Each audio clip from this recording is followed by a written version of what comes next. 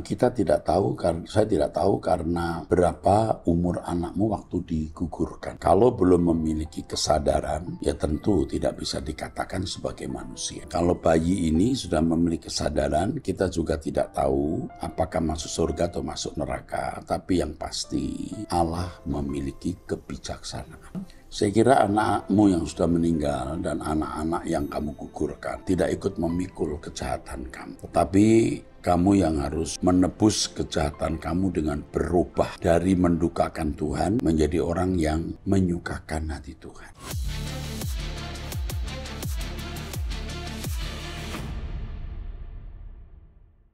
Shalom saudara, kembali kita mengikuti Abba. Kita masuk episode 1216.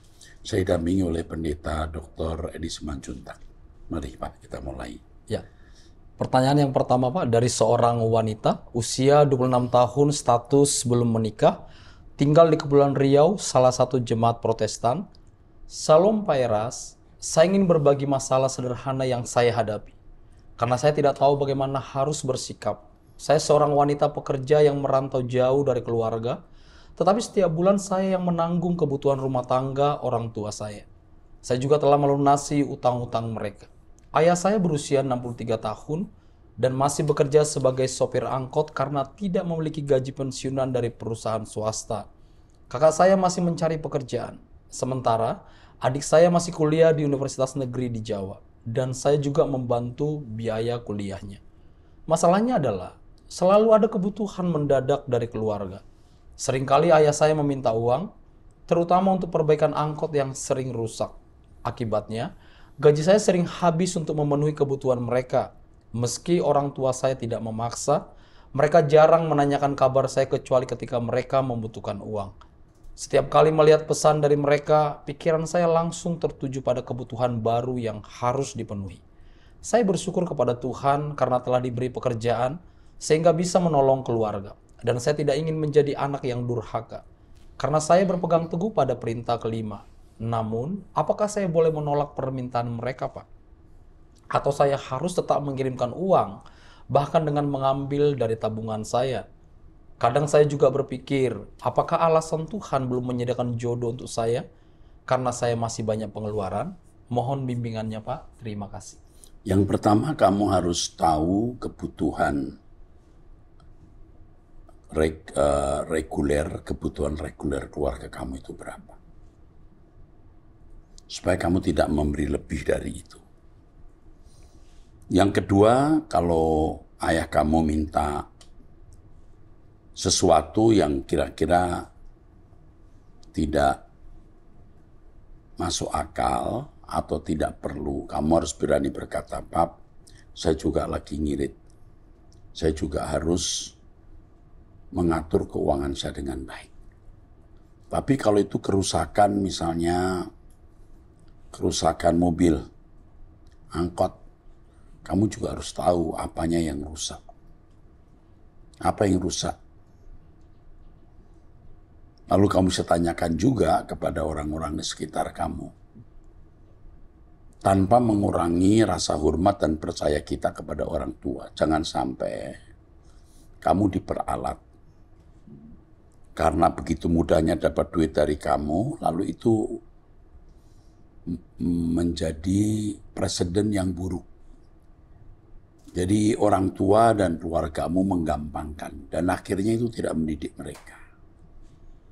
Kamu harus berani berkata, gaji saya juga tidak banyak-banyak sekali. Ya, kamu harus berani menolak. Tetapi kebutuhan reguler harus kamu penuhi. Ya, saya tidak tahu seberapa benar hidup papamu. Dia minum enggak? Dia merokok atau dia main judi, betul nggak? Jangan sampai itu disalahgunakan. Nah, lebih dari ini minta pimpinan Roh Kudus. Kamu akan peka. Kapan kamu mengabulkan permintaan mereka, kapan tidak. Lalu mengenai kamu belum dapat jodoh, tidak bisa saya jawab itu karena kamu masih punya tanggungan orang tua. Belum tentu demikian. Karena memang Tuhan belum mempertemukan kamu dengan jodoh yang terbaik. Kamu anak baik dan Bapak di surga akan memberikan kamu jodoh yang terbaik. Oke? Ya, teruskan. Oke, selanjutnya Pak, dari seorang wanita usia 55 tahun, memiliki 2 anak, tinggal di Australia, salah satu jemaat karismatik. Salam Pak Pendeta Erastus, saya ingin bertanya, usia saya 55 tahun dan saya memiliki 2 anak laki-laki yang sudah mandiri. Saya telah menikah 4 kali. Di masa lalu, saya sangat nakal, sering berganti pasangan, dan telah melakukan hubungan seks yang menyebabkan saya hamil di luar nikah beberapa kali. Sayangnya saya memutuskan untuk menggugurkan kehamilan tersebut. Bahkan saat masih berpacaran dengan suami, saya juga hamil dan menggugurkannya. Hidup saya sangat rusak pada saat itu. Tetapi setelah menikah untuk yang keempat kalinya, saya bertobat dan tidak nakal lagi. Saya sudah memohon ampun kepada Tuhan atas semua yang telah saya lakukan. Yang ingin saya tanyakan adalah, bagaimana keadaan anak-anak saya yang dulu pernah saya gugurkan? Apakah mereka mendapatkan keselamatan meskipun saya belum bertobat pada waktu itu? Kita tidak tahu, saya tidak tahu karena berapa umur anakmu waktu digugurkan. Kalau belum memiliki kesadaran, ya tentu tidak bisa dikatakan sebagai manusia. Oke. Terus? Saya juga memiliki seorang bayi yang meninggal karena sakit. Dan saat itu saya masih hidup dalam kenakalan. Nah, kalau bayi ini sudah memiliki kesadaran, kita juga tidak tahu apakah masuk surga atau masuk neraka. Tapi yang pasti, Allah memiliki kebijaksanaan. Apakah bayi saya bisa selamat? Mengingat saya belum hidup benar waktu itu. Sekali lagi kita tidak tahu, tetapi Allah memiliki kebijaksanaan yang sempurna. Sekarang saya sudah tidak nakal lagi dan sudah minta ampun kepada Tuhan Yesus. Apakah Tuhan akan mengampuni dosa-dosa saya di masa lalu dan tidak menjatuhkan hukuman kepada anak saya yang sudah meninggal, serta anak-anak yang saya gugurkan? Saya kira anakmu yang sudah meninggal dan anak-anak yang kamu gugurkan tidak ikut memikul kejahatan kamu. Tetapi kamu yang harus menebus kejahatan kamu dengan berubah dari mendukakan Tuhan menjadi orang yang menyukakan hati Tuhan. Lakukan ini. Terima kasih banyak Pak Pendeta Erastus atas jawabannya. Terima kasih banyak. Jangan menoleh ke belakang lagi. Apa yang sudah terjadi jangan diingat. Yang penting kamu memulai hidup baru hari ini, karena kalau Tuhan mengampuni dosa kita, Tuhan benar-benar melupakan. Mengenai anak yang digugurkan, anak yang meninggal, karena di luar pengetahuan kita, itu tidak perlu kita persoalkan lagi. Sekarang yang jadi beban adalah anakmu yang hidup, yang 2 orang. Ya. Itu bagaimana kamu garami supaya mereka masuk kerajaan surga. Oke. Selanjutnya Pak, dari seorang pria usia 37 tahun, status menikah, memiliki 2 anak, tinggal di Jawa Barat, salah satu jemaat GSKI. Ya. Shalom, salam sejahtera Om Eras. Saya dan istri anggota jemaat GSKI, dan kami sering mengikuti program-program Truth.id, termasuk seminar-seminar Alkitab, kesehatan, parenting, pasutri, dan psikologi. Kami sangat senang dan merasa topik-topik yang dibawakan bermanfaat sekali. Khususnya pada generasi-generasi muda seperti kami, yang seharusnya sejak dini mempersiapkan untuk langit baru, bumi baru. Secara kebetulan, saya dan istri tenaga medis Om. Kami punya 2 anak laki-laki. Selama merawat anak, kami merasa banyak hal yang kami tidak tahu dalam bagaimana merawat anak dengan baik, dan tentunya bagaimana supaya Tuhan juga ikut serta di dalamnya. Kami dituntun Tuhan dan disuruh untuk lebih banyak belajar lagi. Dan pada satu titik kami merasa bahwa berkat dan pengetahuan yang kami dapatkan ini harus kami bagikan kepada orang-orang di sekitar kami. Kebetulan istri saya sudah pernah membawakan seminar 1000 hari pertama kehidupan di gereja kita. Gembala di gereja kami sangat mengapresiasi sekali, dan rencananya seminar tersebut akan diulang kembali di sekolah yang berada di bawah yayasan gereja kita. Itu GSKI tempat tersebut, Om. Melihat seminar-seminar yang sering muncul di channel Truth.id, kami rindu bisa membagikan berkat dan pengetahuan ini untuk skop yang lebih luas, Om. Karena kerinduan kami kiranya jemaat-jemaat Tuhan bisa mempersiapkan generasi yang baik, yang berkualitas dan berkarya untuk Tuhan Om. Terima kasih Om Eras untuk petunjuk hidup yang kami dengarkan lewat khotbah-khotbah Om selama ini. Semoga Om sehat selalu, Tuhan Yesus selalu menyertai. Shalom. Ini 1000 hari hidup, hari pertama kehidupan. Nah, ini beliau ini tenaga medis. Saya minta dihubungi untuk kita lihat videonya. Bukan tidak mungkin bisa menjadi berkat juga lewat True.id. Ya, dihubungi. Saya kira yang nanti kita minta Bu Esther yang menguasai hal ini, atau Ibu Pinkan ya, atau Bu Esther aja. Oke, teruskan. Kami akan menghubungi Anda. Terima kasih untuk kesediaannya berbagi berkat dengan senang hati. Ya, kita lihat kemungkinan apa yang Anda miliki yang bisa menjadi berkat bagi banyak orang dalam skop yang lebih besar. Kami sangat menyambutnya. Oke. Selanjutnya Pak, dari seorang wanita usia 20 tahun, status pelajar, tinggal di NTT, salah satu jemaat karismatik. Iya. Shalom Bapak Eras, sebelum saya bertanya, saya ingin mengucapkan terima kasih atas ketulusan hati Bapak yang sungguh-sungguh telah mengubah hidup saya. Di sini saya ingin menanyakan satu hal. Seorang teman saya berbicara tentang ketidaksabarannya menantikan kedatangan antikristus. Pertanyaan saya adalah, apakah antikristus sudah ada atau belum? Apakah antikristus akan muncul setelah pengangkatan orang-orang percaya atau sebelumnya? Selain itu, apakah akan ada saatnya kita dipaksa untuk memberikan tangan kita agar antikristus menandainya dengan angka 666, 666, atau apakah hal itu tidak akan terjadi? Mohon penjelasannya Bapak. Sekian dari saya, semoga Elohim Yahweh memberkati Bapak. Ini pertanyaan yang bagus sekali. Mengingatkan saya mengenai tanggung jawab yang harus saya penuhi, yaitu menyampaikan hal mengenai akhir zaman. Antikristus itu tidak boleh dipahami sebagai akan datang, tapi juga harus dipahami sebagai sudah datang. Karena ketika Alkitab berkata di Tesalonika misalnya, dia akan datang. Itu kitab tulis Tesalonika ditulis tahun 50 sampai tahun 60 Masehi. Jadi memang waktu kitab itu ditulis belum datang. Antikristus adalah semua kekuatan yang menentang Kristen, menentang Kristus, menentang pekerjaan Tuhan, menghambat gereja dan menghambat Injil. Itu semua antikris. Jadi kita melihat antikris jangan dari perspektif historis, tapi juga futuris. Jangan hanya futuris, tapi juga historis. Jadi harus lihat dari berbagai aspek. Ya.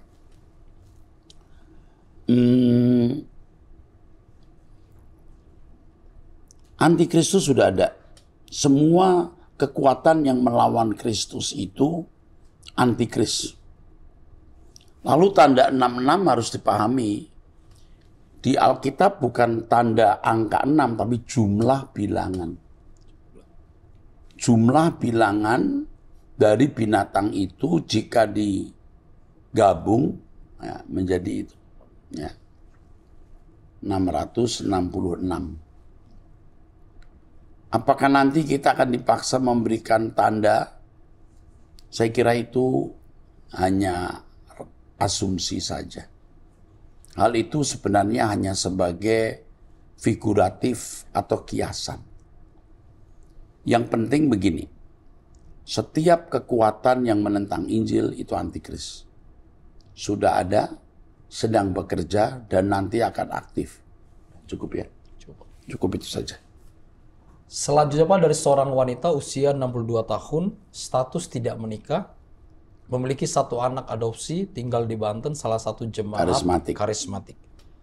Shalom Bapak dan tim Abam, saya berencana mengikuti meditasi Tapa Brata selama 7 hari 6 malam. Ini Topo Broto, ini bahasa Jawa sebenarnya. Semedi. Topo Broto itu semedi. Meditasi maksudnya. Ya. Di mana selama kegiatan ini saya tidak diperbolehkan membaca, menulis, atau berbicara, dan ponsel akan disita. Meditasi kesehatan ini dilakukan beberapa kali setiap hari, mulai pukul 5 pagi sampai 9 malam, dengan jeda untuk istirahat siang. Makan hanya vegetarian hingga pukul 17.00 waktu Indonesia Barat, yaitu jam 5 sore. Setelah itu dilanjutkan dengan puasa. Tujuan dari meditasi ini adalah untuk belajar mencintai diri sendiri, serta berterima kasih kepada seluruh bagian tubuh atas kerja keras mereka. Kegiatan ini diakhiri dengan meditasi cinta kasih, di mana kita menyebarkan kasih kepada orang-orang yang kita cintai, hingga kepada orang-orang yang mungkin tidak kita sukai. Meditasi ini juga merupakan kesempatan untuk berbicara dengan diri sendiri dan Tuhan Sang Pencipta dalam kesunyian. Pertanyaan saya, apakah saya boleh mengikuti meditasi ini? Mengingat pesertanya berasal dari berbagai agama dan dipimpin oleh seorang guru beragama lain.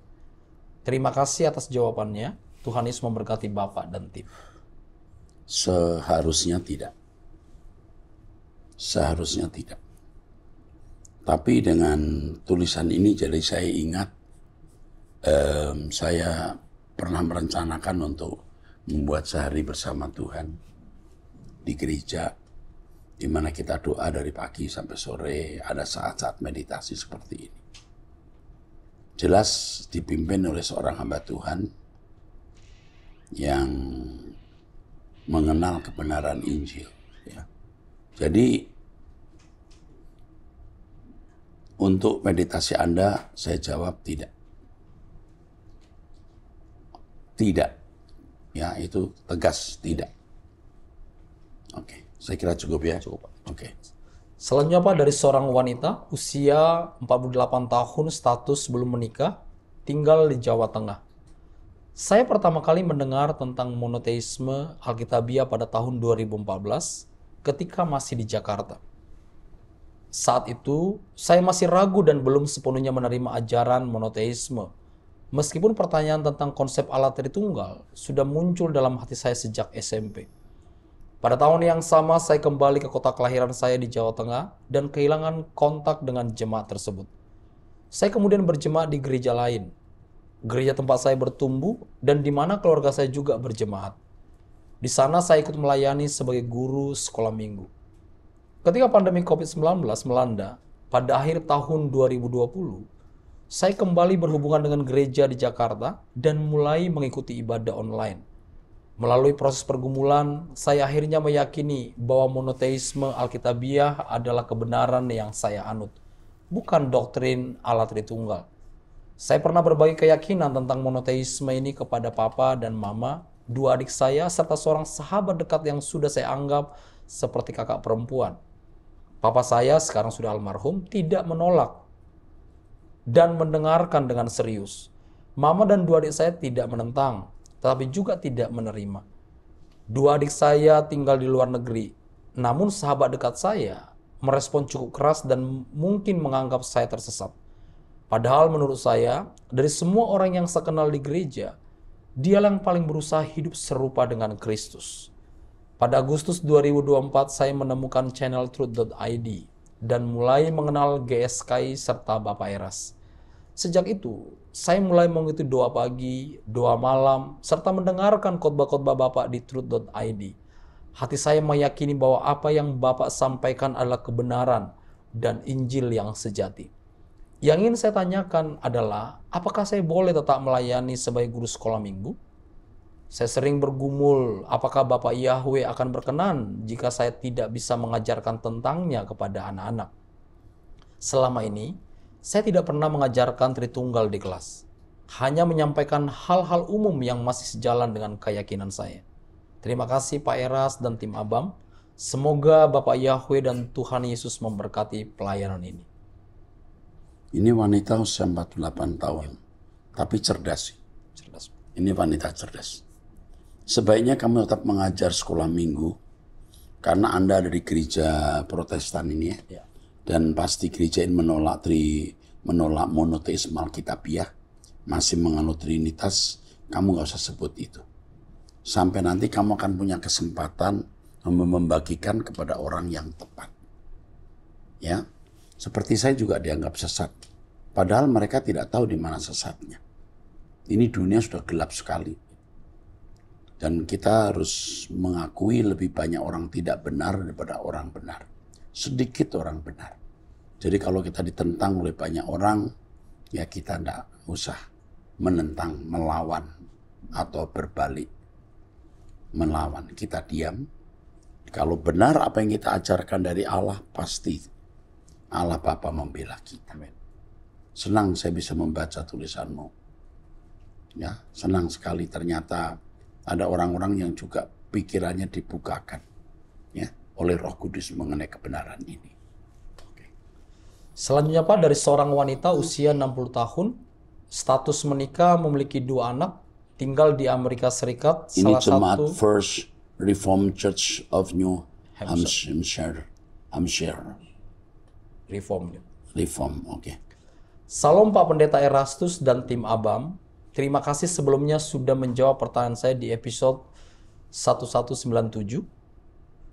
Saya mengikuti nasihat yang dikatakan Pak Pendeta Erastus, yaitu berdoa, tanya Tuhan, dan berharap suami saya berubah dan bertobat. Suaminya berubah. Ini penanya pergi ke Amerika dan menikah yang kedua kali. Ternyata suaminya pemarah dan tidak bertanggung jawab. Saya menjawab waktu itu jika suaminya menikah untuk memanfaatkan penanya, sebaiknya berpisah tapi jangan cerai dulu. Kita lihat keadaannya. Oke, terus. Dan suaminya berubah, Pak. Sampai nunggu suaminya berubah. Saya mengikuti nasihat ini, saya tanya Tuhan dan berharap suami saya berubah dan bertobat. Terus, namun setelah hampir 5 tahun saya menikah dengannya, saya mengalami banyak hal buruk darinya. Dia selalu marah-marah, berbohong, saya suka difitnah dan dimaki-maki. Dia juga iri hati terhadap anak-anak dari suami saya yang pertama. Semenjak saya menikah dengan dia, saya tidak pernah dikasih uang. Padahal penghasilannya lumayan banyak, per minggu antara $1.000 sampai dengan 1.500. wow. Kalau saya tanya, dia selalu bilang sudah habis dan tidak ada uang tabungan untuk hari tuanya atau uang pensiun. Tapi kalau depan umum atau orang yang tidak dekat dengannya, dia tampak santun dan baik. Jadi siapapun tidak ada yang percaya kalau suami saya seperti itu. Masih banyak lagi hal-hal buruk yang saya alami selama menikah dengan dia. Dan saat ini dia sudah pergi meninggalkan saya. Sudah hampir 2 bulan. Tolong saya Pak Pendeta Erastus, saya bingung.